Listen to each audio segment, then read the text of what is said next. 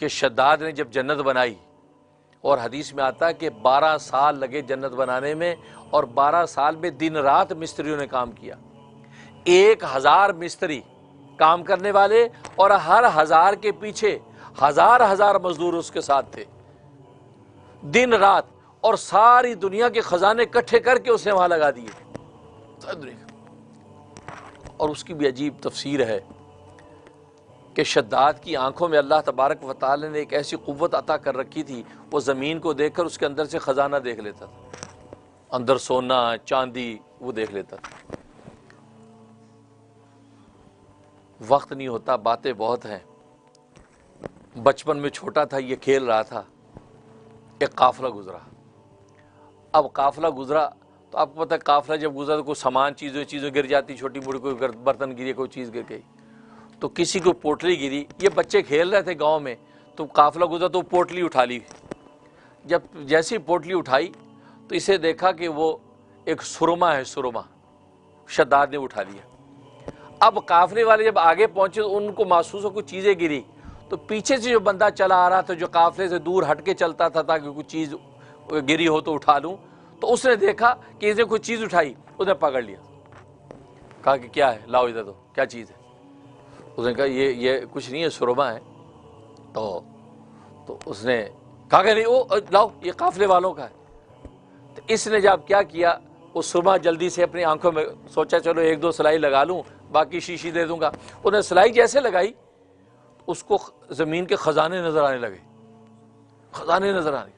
अब बड़ा होशियार चालाक था, तो फौरन से रोना शुरू कर दिया, मर गया, मेरी आंखें गई, मेरी आंखें की, तुमने क्या डाल रखा है सुरमे में, मेरी आंखें जल गई। शोर मचा। अब जब शोर मचाया तो काफिले वाला डर गया कि यार ये नो गांव वाले आ जाएं कि मैं तो आंखें इसकी फोड़ दी मैंने। वो जनाब अपना ऊँट लेके भागा, और ये सुरमा उसने अपने पास रख लिया। ये जालिम जब भी आंख में लगाता, ज़मीन को देखता, अंदर से खजाने नजर आते थे। इस तरह कर करके इसने ज़मीन के ख़जाने इकट्ठा करने शुरू किए। तो ये क्योंकि सोचने की बात है, जब जन्नत बनाई जिसमें सोने चांदी के दरख्त लगा दिए, हीरे जवाहर कहाँ से आए? इस ज़मीन के अंदर अल्लाह तबारक व तआला की तकवीनी हिकमत थी कि अल्लाह तबारक व तआला उसको ये क़ुव्वत दी। चाहे वो सुरमा लगा के जब ज़मीन पे देखता तो ज़मीन के सारे ख़जाने नज़र आते थे, और हुक्म देता कारिंदों को निकालो। इस तरीके से मुल्क भर के ख़जाने इकट्ठे करके जन्नत तैयार की, और ऐसी जन्नत बनाई कि ओहो, कि एक सहाबी, खुद नबी पाक सल्लल्लाहु अलैहि वसल्लम ने बशारत दी कि मेरे सहाबा में से एक सहाबी उस जन्नत को देखेगा, उस जन्नत में जाएगा उसके, क्योंकि अल्लाह तबारक व तआला ने उस जन्नत को ओझल कर लिया। और वो जन्नत इराक के पास है, मुल्क इराक के करीब है वो जन्नत, लेकिन आंखों से ओझल है, और ये मगरिबी दुनिया आज तक उसकी तलाश में है। तभी इराक का की जान नहीं छोड़ते ही, क्योंकि वो जन्नत ढूंढते हैं, क्योंकि वहाँ खजाने बहुत हैं। अब जनाब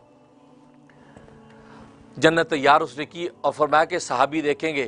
चाहे वो युवा कि एक सहाबी जिसका ऊँट जो गुम हो गया, वो ऊँट तलाश करते करते करते वो जन्नत में पहुंचे।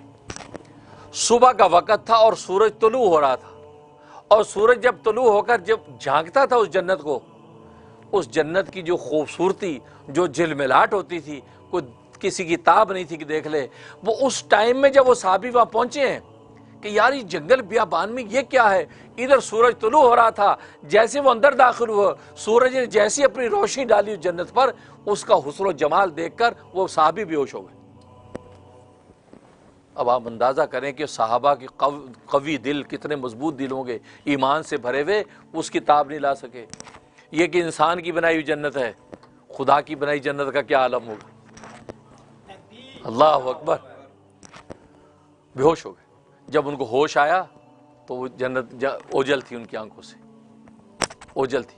उन्होंने अमीर मुआविया रज़ी अल्लाह ताला, उस वक्त अमीर मोमिनीन थे, उनको जाकर सारा किस्सा सुनाया। तो आपने फ़ौरन उलमा को इकट्ठा किया, कहा कि ये बात कर रहा है, तो ये बात सही कर रहा है। तो उलमा ने कहा हाँ, सरकार दो आलम सल्लल्लाहु अलैहि वसल्लम ने बशारत दी थी कि मेरे सहाबा में से एक सहाबी जन्नत देखे, और वो पेशन गोई दुरुस्त हो गई कि जन्नत देखी। ऐसी जन्नत, अब ऐसी हसीन व जमील जन्नत जब तैयार हो गई, अब उसका इफ्तिताह है। शद्दाद पूरे जाहो जलाल के साथ जो है वो जन्नत के अंदर दाखिल होने आ रहा है, और जैसे उस जन्नत के करीब पहुंचा, और साथ जो उलमा हैं, जो उस वक़्त के सुलह हैं, नासी, उसको नसीहतें कर रहे हैं, तो खुदा का बंदा बन जा, खुदा का मुकाबला न कर। क्योंकि इसने ये कहा था, तुम जिस खुदा की मुझे बात करते हो, जिस जन्नत की मुझे चकमे देते हो, छोड़ो, मेरे पास इतनी दौलत है, अपनी जन्नत खुद ही बना रहा हूँ, मुझे तुम्हारे खुदा की जन्नत नहीं चाहिए। तो वो नासीन बेचारे कहते, देखो ऐसी बातें ना कर, तो अल्लाह का मुकाबला ना कर। वो कहते, छोड़ो, मैंने अपनी जन्नत खुद बना ली, नहीं चाहिए जन्नत भाई, तुम उस जन्नत के चक्कर में मैं दुनिया में अपने मन मर्जी की ज़िंदगी ना गुजारूं, नहीं चाहिए, मैंने जन्नत अपनी खुद बना ली। वो यूं कहता जा रहा और वो नसीहतें करते जा रहे हैं, यहाँ तक कि जन्नत के दरवाजे पर पहुंचा। अब जैसे दरवाजे पर पहुंचा, एक कदम अंदर उसने रखा है दाखिल होने के लिए। अब सोचिए उस जन्नत के देखने का उसको कितना इंतज़ार होगा। आज हम 2 कमरे का घर बनाते हैं, दिन रात करवटें बदलते, यार कब घर बनेगा और कब देखेंगे। जब बन जाता है तो सारे रोज सोते नहीं, बैठे देखते ही रहते कि यार कितना अच्छा किचन बना, यार कितना अच्छा कलर लग रहा, शौक पे उठ उठ के देखते हैं, यार सेटिंग अच्छी हो गई। ये होता है ना, ये तो। और वहाँ जन्नत का आलम, तो क्या उनके अरमान होंगे, क्या हसरतें होंगी। अब जैसे कदम रखा तो अल्लाह तबारक व तआला मलकुल मौत से कहा कि इसकी रूह कब्ज कर ले।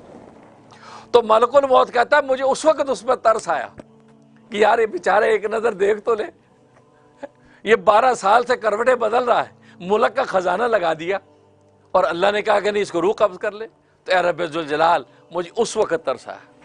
तो अल्लाह ने क्या फरमाया कि मलकुल मौत, तुझे 2 मौक़ों पर एक ही आदमी पर तरस आया,